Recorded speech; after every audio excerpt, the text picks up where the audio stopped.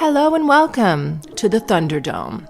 It's another episode of Telling Everybody Everything, but today is different because today, those of us who didn't read the Brooklyn Beckham Instagram story posts from yesterday are waking up to the news that this boy has splashed the family tea worldwide, and the entire island is talking about it. It is a battle between a dynasty, celebrity brand, and the independence of a young person who wants to prioritize their spouse and their new identity. I thought that I would look back on Brooklyn Beckham's young adulthood and recent life because I do think it's relevant. He's not a normal person with a lived experience that is similar to anyone else's. Like, he is the first son of an absolute dynasty family. They're like a royal family in matching denim to us. And that comes with many privileges. But of course, like, it's complicated because you live your life in the public eye, fine. But I feel that he has benefited from this a lot. And he doesn't seem to have the measured emotional intelligence to go, in many ways, this has been shit, and I have felt controlled, and I haven't been able to make a lot of my own decisions. But in many ways, this has created me with a beautiful life. And my parents are not abusers, and my parents, performatively or otherwise, like, say nice things about me, really love me, give me lots of opportunities. So this is a timeline of Brooklyn Beckham's career ventures, totally fueled and spearheaded by being a Beckham. He played for several youth football academies, Los Angeles Galaxy, Paris Saint-Germain, and Arsenal Football Club.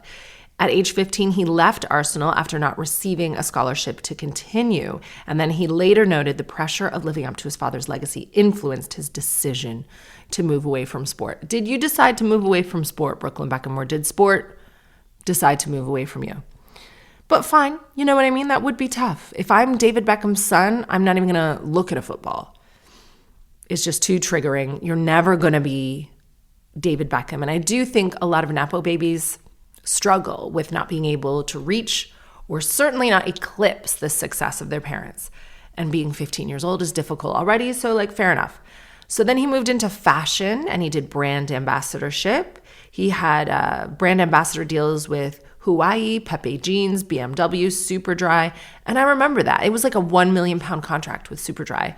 He had that going for a little while, several years at least. And he was like a gorgeous young model. But would he have been scouted in a shopping mall like any other gorgeous young boy? No, he was like one of the original Nepo babies. We watched him as an infant be carted around to these football games. It is a really powerful name. This is how you got those contracts. Or maybe he doesn't know that.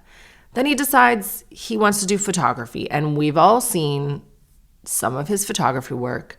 I'm not going to criticize it specifically because he was 16. He was trying it out. In a way, it might have been better just to do a little bit of photography on the side as an anonymous 16-year-old. And then it's not on a world stage. No one's criticizing it. In that way, it was an opportunity, but also a hindrance to be a Beckham. And then he had an online series called Cookin' with Brooklyn, which was when he, for some reason pivoted into culinary content. He explored different dishes, but the reason this show gained high notoriety, not just because he's Brooklyn Beckham, but because I looked into the production costs, it was $100,000 per episode and had a crew of 60 or more people. Now, in the pandemic, which is when he launched this, I think that's a really good thing. The Beckhams want to give their son an opportunity. They want it to be filmed well, produced well, done well, and they're giving 60 people a job in the pandemic. Then he founded a sake brand. Then he founded a hot sauce, and now he's in the wine business. These are all like very rich boy activities. So, and it's the same thing with Prince Harry. Is when he kicked up a fuss about his family, and their experiences are similar and different, but when he kicked up a fuss about his family, people are like, yeah, but you still use the security and you benefit from the name, and Meghan Markle's still a duchess. In a way, like, you're damned if you do and you're damned if you don't, because you can't, distance yourself fully from who you are. And when you're trying to carve your own way out in the world, everyone really jumps on the Nepo baby thing right now. And they go, yeah, well, you had all these privileges. So I get that that's hard. But if I'm going to understand that that's hard for you, then you surely need to understand that it gives you a leg up on the rest of the world, and be a little bit grateful. Grateful while acknowledging the hindrance.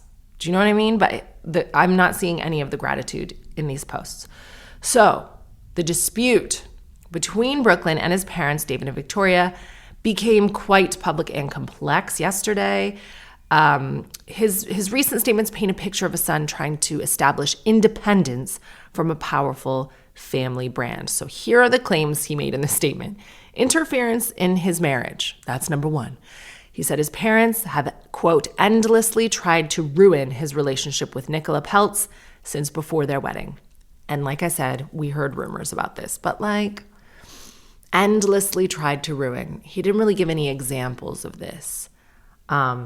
He was young when he got married. What is he, 26 now?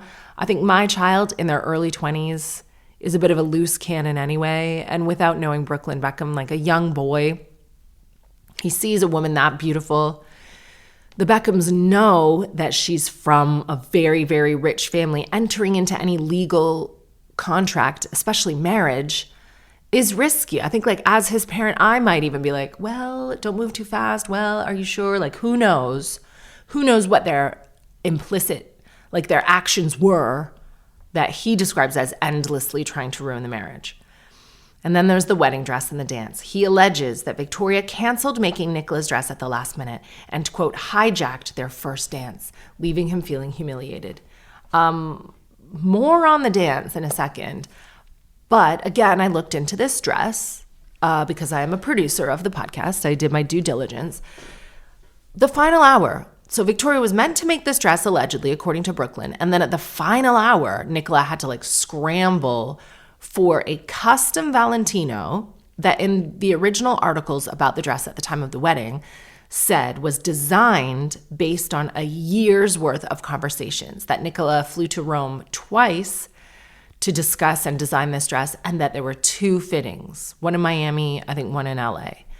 So how's that at the 11th hour? It seems like they had a year to plan this Valentino dress.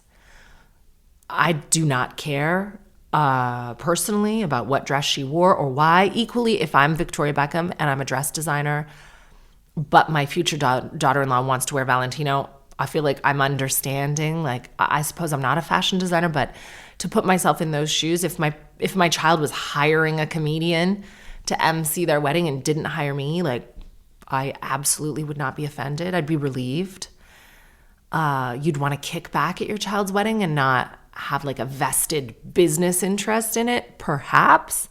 So I don't know what happened there, but it isn't true that Nicola had to scramble for a dress at the 11th hour, unless you consider 12 months of notice to be the 11th hour. So I don't know. Regarding the dance, in his statement, which was spicy, and I thank him for it because it has been a rainy and cold few weeks in the UK. This has really put a pep in everyone's step. But he's like, yeah, Mark Anthony called me to the dance floor, and there was a very romantic song that I had chosen to dance with my wife to as our first dance at our wedding, and my mother was there waiting for me. And then she, quote, danced on me inappropriately. What does that mean? What does that mean? Twerking, grinding. Why was Victoria Beckham poised to dance that first dance? Maybe it was a misunderstanding because you do a dance with your mother. I forget the order of things. Do you dance with your spouse first? Yeah. I didn't have a wedding. I've never had a wedding. But I attended Carrie's wedding. And I attended Joanne's recent wedding. I don't remember how the dances went. Did Joanne dance with my dad at her wedding? I will tell you this for free. Culturally, Nicola Peltz, Victoria Beckham's just a white person from England, so I don't know, but my sister's husband is Filipino. Her mother-in-law is a beautiful Filipina lady, and Alan's first dance with his mother was inappropriate by my cultural standards. It was boys to men, mama, but it was a sensual embrace, to say the least. Like, there was no grinding, although, like, the way Filipino dance, like, it was, they've got rhythm. So, I mean, it was a slow dance. There was rhythm, but they were, like, laying on each other, sobbing. And it was a beautiful moment. It was really intimate. That's what I will say. It was a sensual, it was really intimate. Like, I think all the white people in the room were just like, huh? And then when my sister danced with my dad, it was just like a normal sort of Disney Beauty and the Beast sort of dance. Not that song, but like, you know, hand in one hand, hand on hip, like a lovely dance. So what does he mean? What does he mean by dancing inappropriately? Grinding, twerking? Was she just like kissing him on the face, like cuddling him up? Who knows? But I think it's a little thin-skinned to be like, and I was humiliated. Like, your mother exists on the planet as her autonomous self. She is navigating her own journey, and you have to accept that she's going to have feelings about her firstborn son getting married. And if she wants to, like, cuddle you during the first dance or cry, or she decides to become a bit of a bridezilla herself and insert her into parts of the wedding that you didn't want her, like, okay, let that be humiliating for her. It's not humiliating for you. You know what you need to do in that situation is just be a gracious son and be like, yeah, my mom's a bit nuts. Not saying Victoria Beckham is a bit nuts, but if that's how you feel about your own mother, and many young people do, then like feel what you're gonna feel and have a laugh with your wife about it afterwards. You can always, you know, Mark Anthony's already at the wedding. He's been paid, presumably by the Peltz dynasty. He'll come up with another song. He has many romantic anthems. You can have a laugh about it. Like, how come... I feel like I've received too much detail, yet not enough. I don't understand why the young people don't have a sense of humor about, you know, all the things that have happened here, why they seem to have no perspective at all. And you can tell kind of what side I'm on. So then there were claims also about financial and legal control. He said his parents tried to pressure or bribe him into signing away the rights to his own name just weeks before the wedding. He suggests that, quote, brand Beckham and their public image are prioritized over genuine family connection and his mental health. There have also been rumors that Victoria and David's marriage is not what it seems. I have heard no substantiating evidence about any of that. It's all just rumors. But I think a lot of families, especially British families, do that, whether they're famous or not. They put on a front and they project what they want to the neighbors or to the extended family, or indeed to the world if you're super famous. And then there is a little bit of messiness that goes on within the family. And if that is impacting your mental health, then get therapy like all the rest of us have. And you got to reach a certain level of adulthood where you stomp your feet and you go, I want independence. But then you also have to take ownership of your mental health and be like, all right, my childhood was like this. My parents did the best they can. And now I'm on a journey with my new wife, my new family, and I'm going to sort it all out.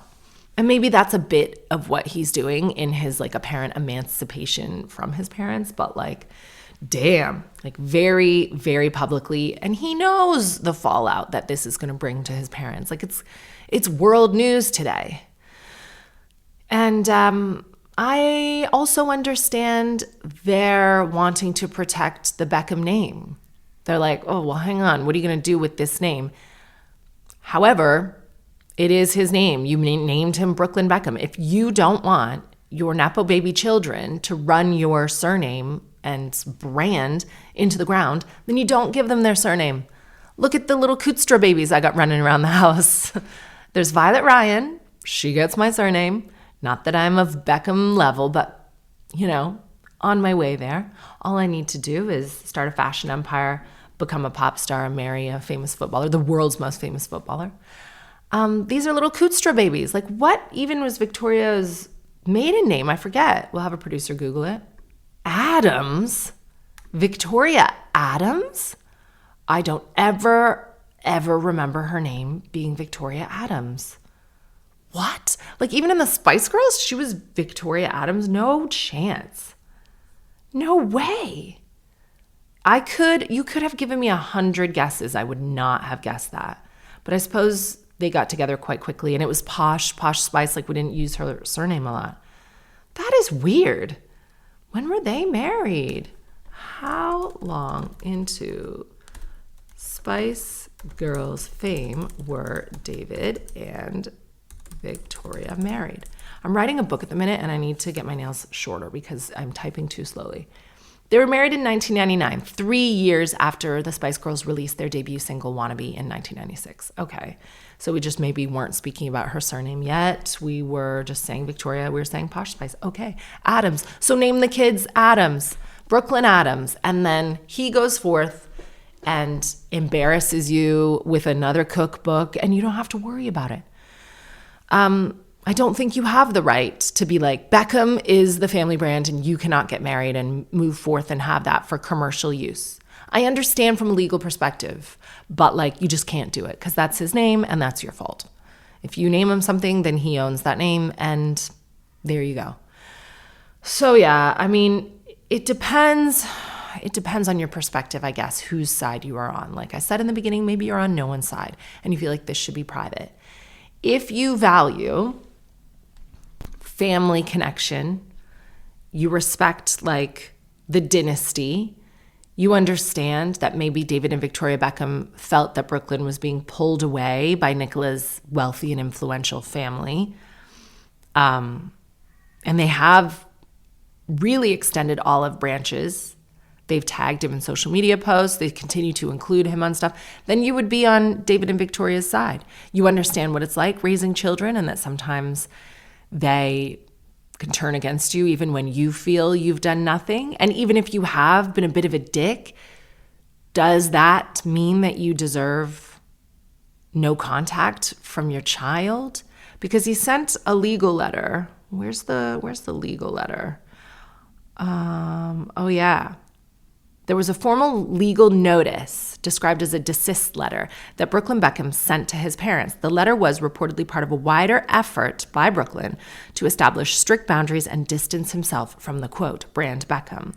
The letter specifically addressed social media and communications with the following demands. Number one, social media restrictions. This is so petty. Brooklyn Beckham asked that David and Victoria, quote, stop tagging him or referencing him publicly. He found these posts performative and argued they were affecting his mental health. He wanted any reconciliation or family interaction to happen privately rather than being used for public photo ops. So, like, I do empathize with Brooklyn's position that he wants, like, realness from his family. He doesn't want it performative. He doesn't want it on social media. Like, call me on the phone, have a lunch with me, and sort it out. But if that's the way you feel, then you ignore social media entirely. You let them keep tagging you. You don't draft a legal letter, which you know is going to be made public, and add more fuel to the fire.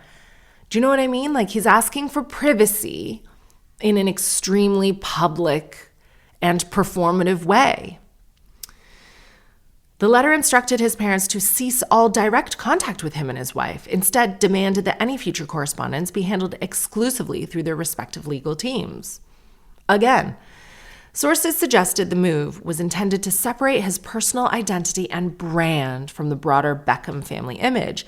In a later statement, Brooklyn accused his parents of prioritizing public promotion and endorsements over genuine family relationships. So the situation reportedly escalated when Victoria Beckham liked a video Brooklyn posted of himself making roast chicken.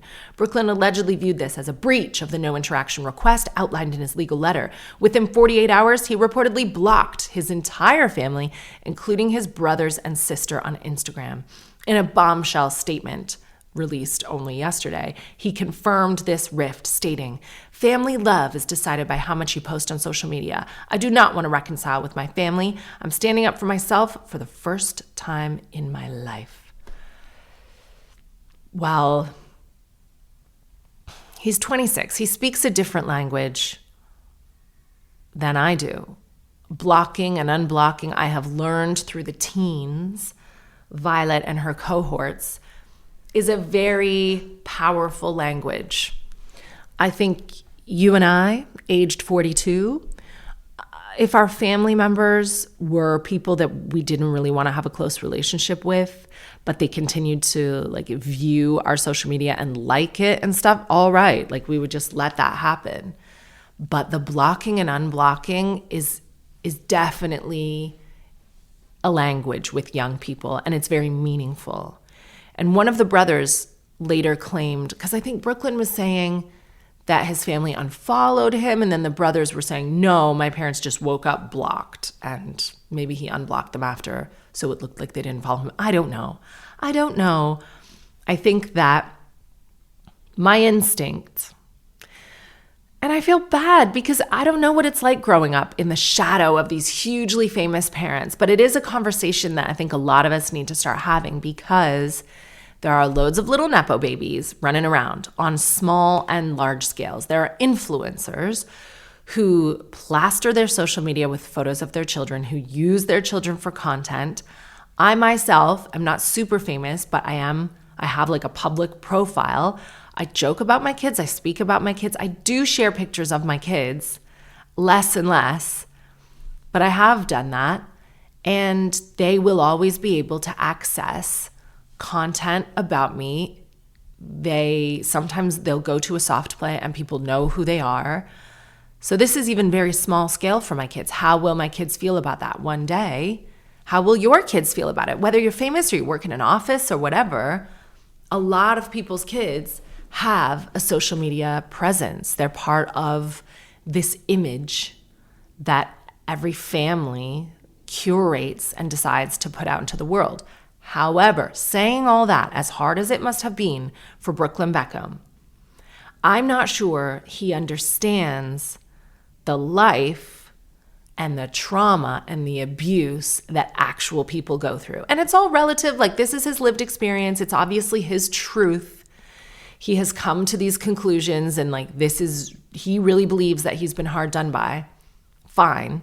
And he's always seemed like a really nice kid. But there comes a point in your life where if you really want to stand on your own 2 feet and be a grown-up, you also have to extend grace to your parents. It was very difficult for his parents growing up in the public eye as much as they were. If Brooklyn thinks that he's in the public eye, imagine what it was like for Victoria and David. When cheating allegations came out, when they first started dating, they'd be papped everywhere. When Victoria was pregnant, when Brooklyn was born and she was blinded by paparazzi flashes, they had to choose with the best information that they had available to them at the time as new young parents. They had to navigate that world, and they thought, all right, here's how I'm going to do it.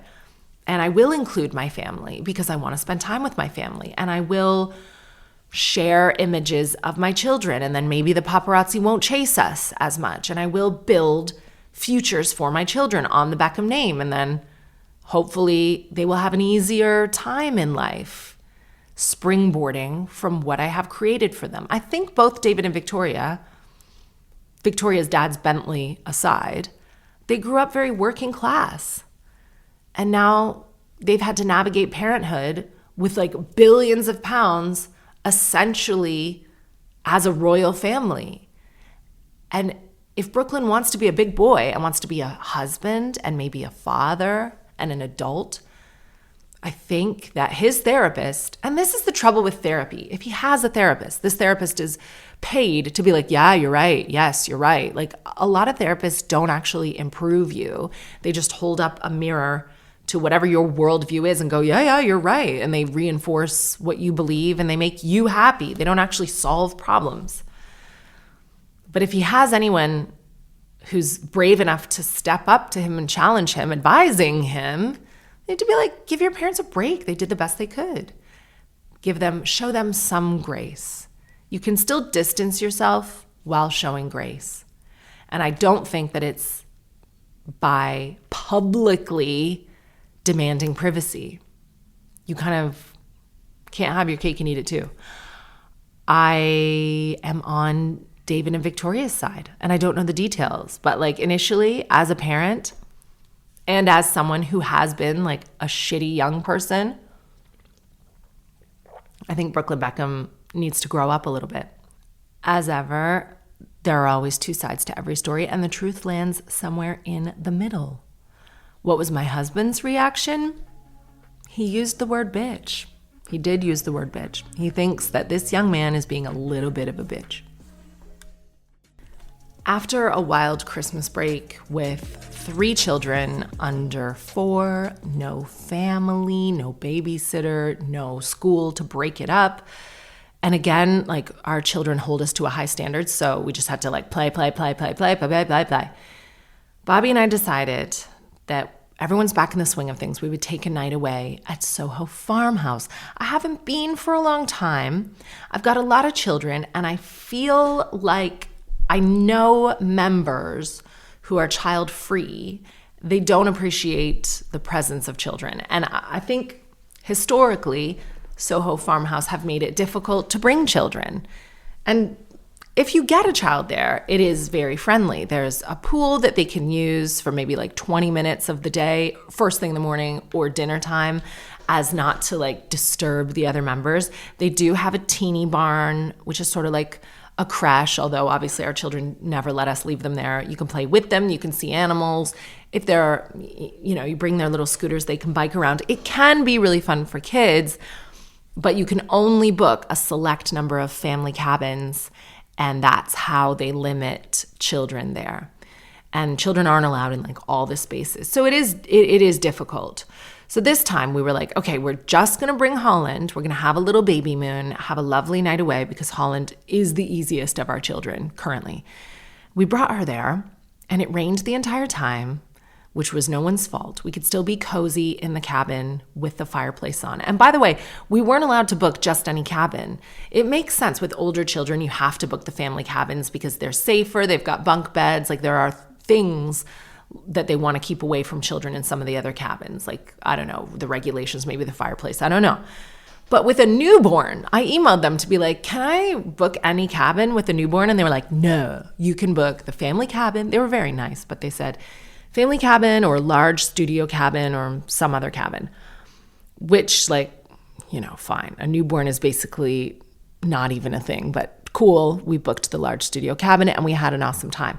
I hadn't been in so long that I didn't know they have expanded. So they have so many more rooms and cabins, and they've also built a dedicated hot swimming pool for children. And this changes the game. Like, I never wanted to go there because my kids just ask to swim, and you have to swim like at the crack of dawn or in the evening, and then they ask to swim throughout the day. They're not allowed. I feel like they're unwelcome. But now there's just a pool that they can swim in all the time. So we took Holland for our first swim, even though it was cold outside and the pool is outdoors. Beautiful change rooms. The water was warm, so it didn't matter. And we got like some very precious memories of Holland. We had a beautiful lunch. We had a beautiful time. And I just thought, yeah, like, if this had been our first baby, we would have gone on so many adventures. We loved Soho House, and they were so nice to us. They had these like membership liaisons, like walking around, kind of like elves. They just would walk around and be like, hey, how's everything going? And I was like, who is that? Is that my friend? I felt like I knew them. And they were like, we are just from the membership team. We want to make sure you're having a great time. I loved it. So, I've been up and down about Soho House before, but I am back in. What a beautiful time I had. We're taking Holland to Los Angeles on Monday for my meetings and my podcasts and my work and my show. That's at the Wilshire Ebell Theater at 7 p.m. on January 29th. If you don't have tickets, please get tickets. If you know anyone who lives nearby, please tell them to come. That's my plug for the show. But we're bringing Holland. And when I booked the tickets, I actually booked the tickets years ago when my visa, or lack thereof, meant that I had to cancel my appearance at the Netflix festival. And that cut like a knife. And there are people who are still upset with me for that, because they're like, you said you were doing a show at the Netflix festival. We got refunds for our tickets, but we did not get refunds for our flights and our accommodation. And my heart is broken about that. But I had a manager somewhere in my like list of people organizing the Netflix festival, not pointing any fingers. Someone along the way thought, apparently, that a Canadian was allowed to work in the US without a visa. And I can't stress this enough. Canada and America are different countries. Americans, especially now, don't want anyone in without the correct paperwork. So no, a Canadian cannot work in America. I discovered this while packing, that I didn't have a visa sorted. And I'd had visas previously, so I don't know who thought I wouldn't need one for this festival, but that's why it was canceled. And I'm so sorry that I didn't go, but those tickets were rebooked for this show. And I'm definitely going, and I definitely have a visa. Holland, years ago, was just a star in the sky. I think the last time I was in LA, I was expecting Fenna. So obviously, we just have 2 adult tickets. I knew I was going to have to ring them up, give them Holland's passport information, tell them that I'd be bringing Holland and that Holland was born. So I ring up American Airlines. And I was like, hey, we have 2 tickets to go to LA, and I need to bring a newborn with me, like an infant in lap. And the guy's like, okay, I'll get right back to you. So he puts me on hold, and he comes back and he goes, and you could tell he was worried. Like he was bracing himself for me to go off. He goes, that is going to be £1,000. And I was like, fine. He goes, oh, fine. Okay, good. Yeah, £1,000. So I gave him my credit card number because it is what it is. I'm not going to argue down why I have to pay an extra $1,000 to hold a baby for 13 hours who's never even going to touch the seat or eat a morsel of food or drink any of the fine wine. It's just airport tax. It costs £1,000 to add a baby to that flight. And I think he was really relieved that I didn't kick off. But internally, I'm kicking off. Like £1,000, so like £500 each way, just to hold a baby in my arms. Like for the privilege of having my flight ruined, I have to pay $1,000. It just shocked me, that was all. But we're going, and we're doing so many exciting podcasts while we're there. I don't know if I'm allowed to. Well, I shouldn't tell you, just in case something falls through. They decide they don't want me. Podcasts, I feel like, are the new late night shows. Like when I was younger going to LA, I'd get on some like morning chat shows. I'd go on Conan, like different things, the James Corden show. Not anymore. Now it's podcasts, which funnily enough have more viewers than some of these aforementioned shows. So I'm very excited. Fred ruined our lives just as we were packing for Soho Farmhouse. When he came home from school with the classroom dog, not a real dog, a stuffed dog called Xavier.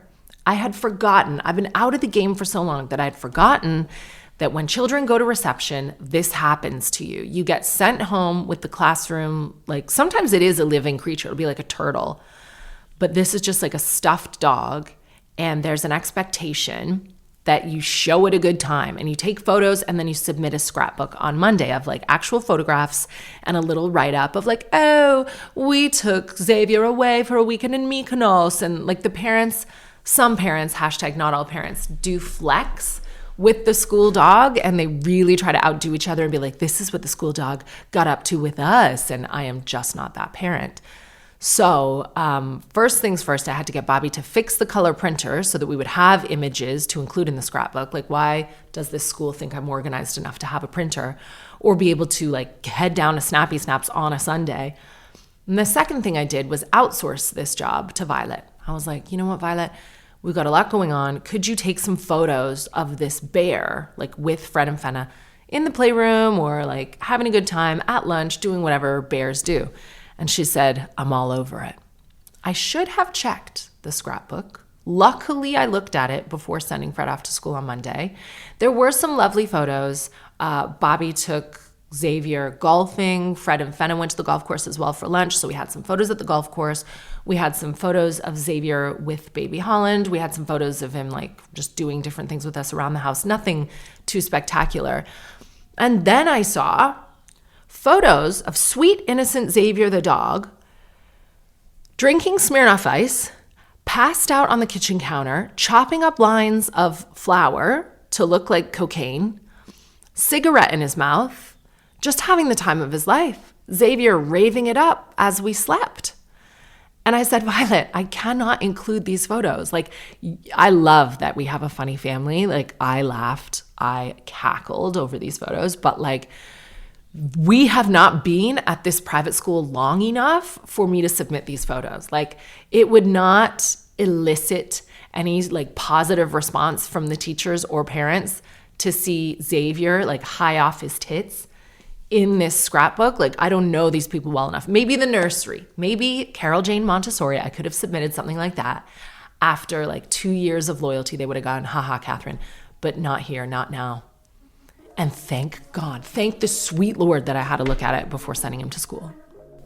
I was involved in a dirty scam, and I'm going to tell you exactly where it was. I'm going to tell you exactly how it went down.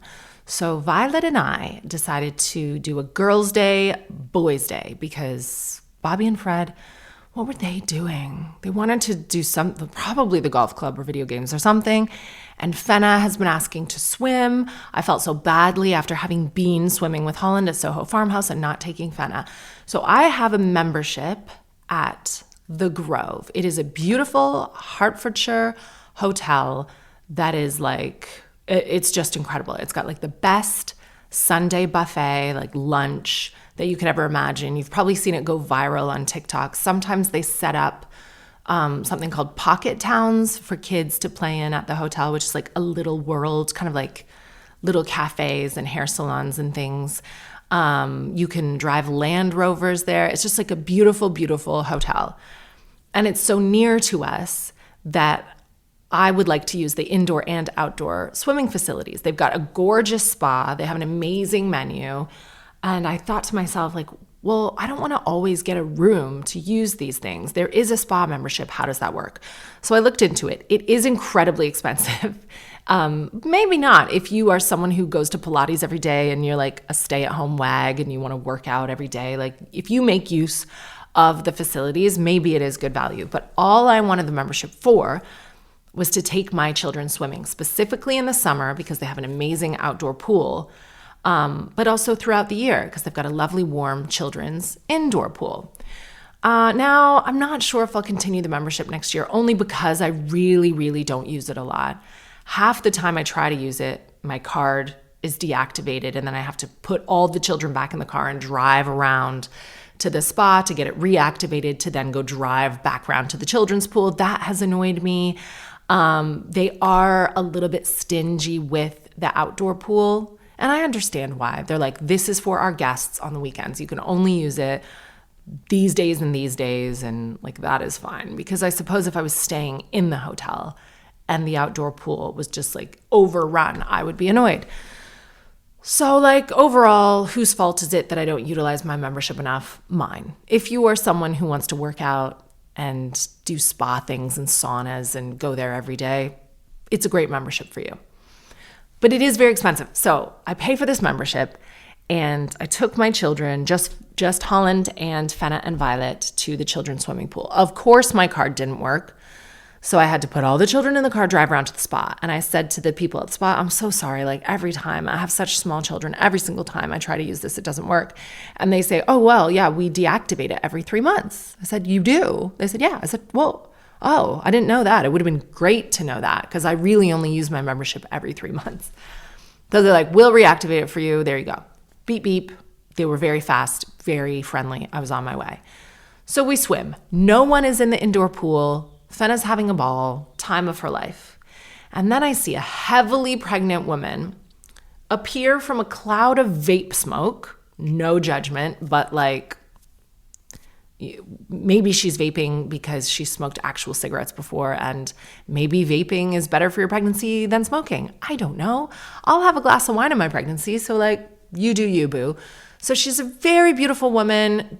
One of those viral Louis Vuitton Never Full bags. She's in all black with like lovely blonde hair, stunning complexion, really nice looking lady, vaping, heavily pregnant, but you know, whatever.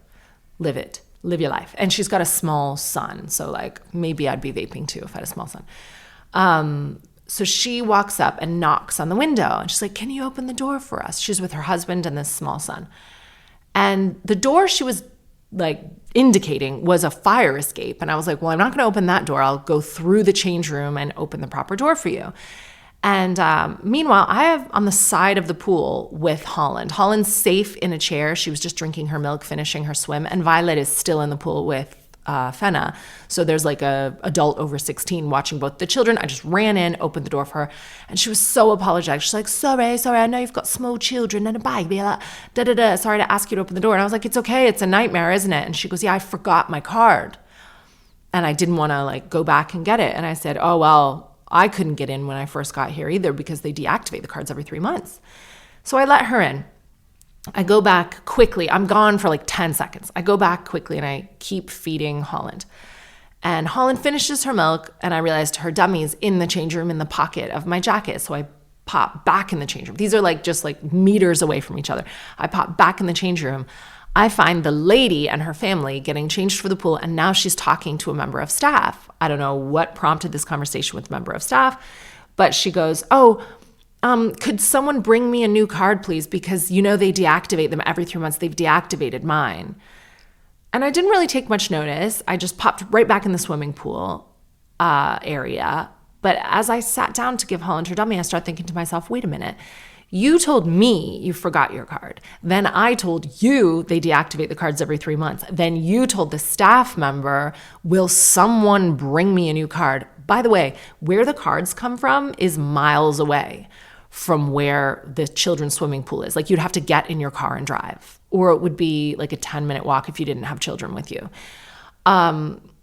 So I told you the cards deactivate after 3 months, and now you've told the lady your card deactivate. You've used information that I gave you to seem like you know what you're talking about and you want a new card. Also, if she was actually a member, she would know that nobody can just bring you a card for the swimming pool. You need to like go there, give your card, give your membership number, they scan it. Like it's a whole thing. They don't just make swimming pool cards la-di-da and like hand them out. And I don't know what the member of staff's response was to that because I just was running back and forth to get the dummy and go back in the pool. But I realized it was a scam. I was like, oh, she is like a complete scammer using the pool without a membership, and she just knocks on the window and gets people like me to let her in every time.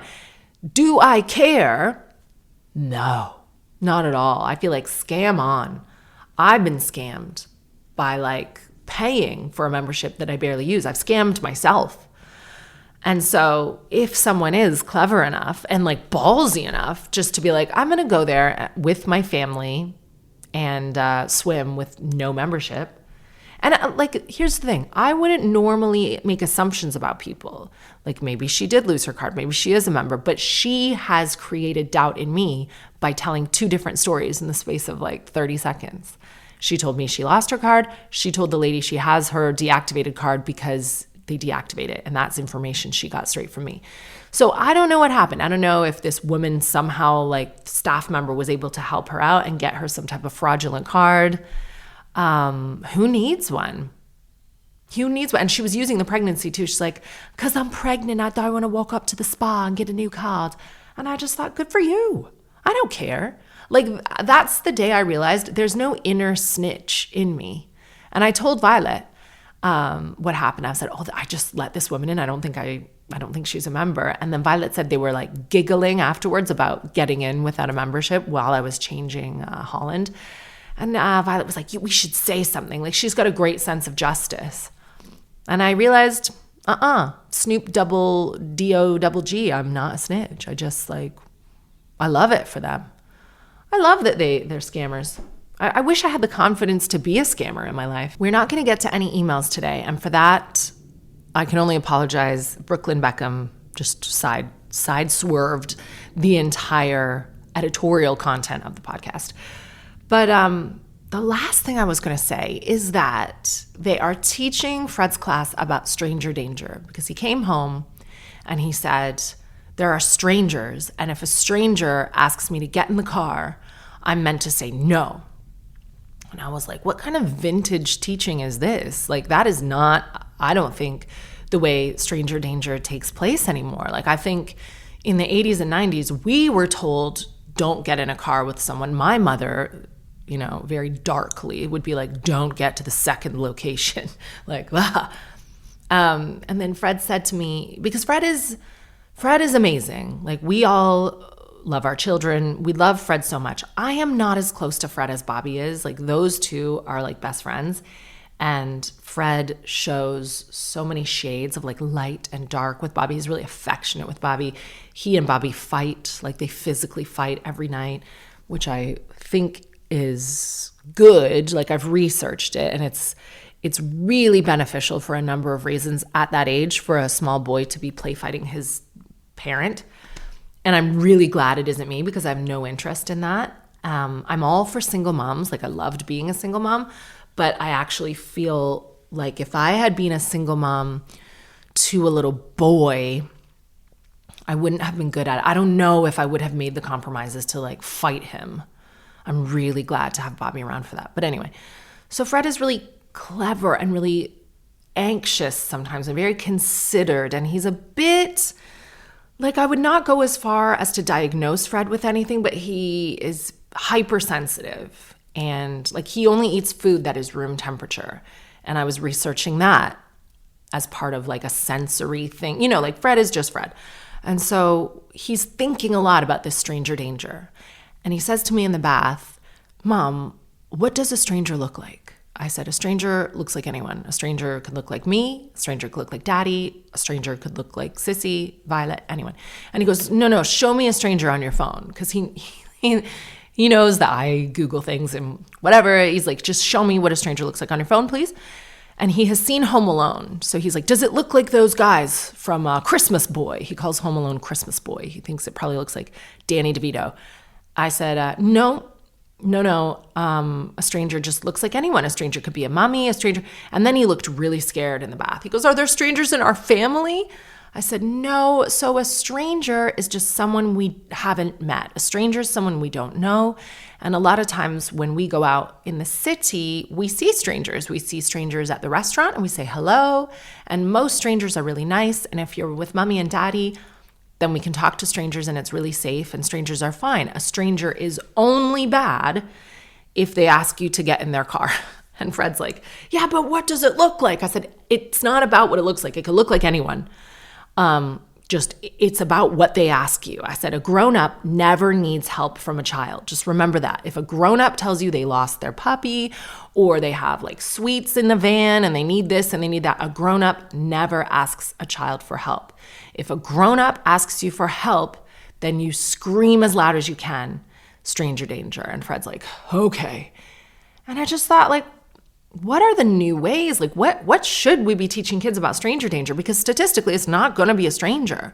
So we teach our kids that you're the boss of your own body and nobody can touch your body. And we use that in context of like hitting and fighting or like snatching. So like Fenna will get upset if Fred like looks at her and she's in the wrong mood. She'll be like, "He's looking at me."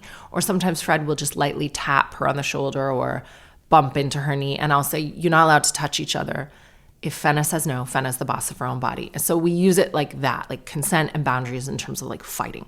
We go, nobody can touch your body. You're the boss of your own body. And that gets to be problematic when I want to wash someone's hair who's not cooperating or like wipe their hands. Like Fenna will sometimes be like, "You can't brush my teeth. I'm the boss of my own body." I'm like, "Oh, for fuck's sake." Well, yes, you're the boss of your own body. But only I sometimes have to just keep you safe by cleaning your teeth. I mean, it's a minefield. But what am I supposed to teach them then? Like, really, it shouldn't be. I was saying to Bobby, it shouldn't be like, don't get in a car with a stranger. It should be like, don't keep a secret for an uncle. So that's what I told him as well. I said, if a grown-up asks you for help, that's a bad stranger. Or if somebody asks you to keep a secret, that's when you know you have to tell mommy and daddy straight away. If someone tells you to keep a secret, that's bad. And no one's allowed to touch your body. And like, that's as far as I've got with it. But I think the school, like, no disrespect to the school. I love the school. I apologize for the cocaine Xavier dog photos. I don't know what they should be teaching them about stranger danger. Like, kids all have air tags now. Like, no one's getting in a car. I need to get in there. I need to be an educator. I think, don't keep any secrets. If someone tells you to keep a secret, that's a bad person. If somebody touches your body and you're the boss of your own body, that's a bad, it's not necessarily bad, but like, you're the boss of your own body. And no grown-up asks a child for help. That's a bad grown-up. I don't know.